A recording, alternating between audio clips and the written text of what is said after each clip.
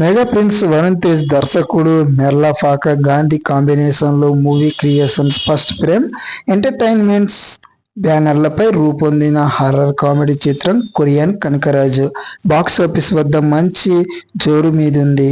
ఈ సినిమాకు సంబంధించిన తాజా పరిస్థితి మరియు వివరాలు. బాక్సాఫీస్ పరిస్థితి, కలెక్షన్స్.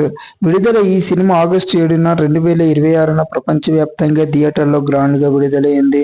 కలెక్షన్ దూకుడు తొలి రోజు నుంచి థియేటర్లలో పాజిటివ్ రెస్పాన్స్ తెచ్చుకుంటూ వసూళ్ల వర్షం కురిపిస్తోంది. ముఖ్యంగా రాయలసీమ నేపథ్యంలో సాగే విలేజ్ కామెడియన్ సత్య కామెడీ టైమింగ్, వరుణ్ తేజ్ నటన ప్రేక్షకులకు బాగా ఆకట్టుకుంటున్నాయి. మైలురాయి విడుదలైన కేవలం 3 రోజుల్లోనే ఫస్ట్ వీకెండ్ పూర్తయ్యేసరికి ప్రపంచవ్యాప్తంగా ఏకంగా రూ. 37.4 కోట్ల గ్రాస్ కలెక్షన్లు సాధించి బాక్సాఫీస్ వద్ద హౌస్ఫుల్ బోర్డులతో దూసుకుపోతుంది.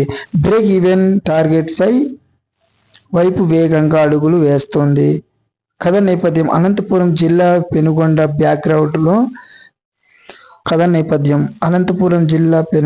బ్యాక్డ్రాప్లో కియా కార్ల ఫ్యాక్టరీ ప్రాంతం నేపథ్యంలో ఈ కథ సాగుతుంది.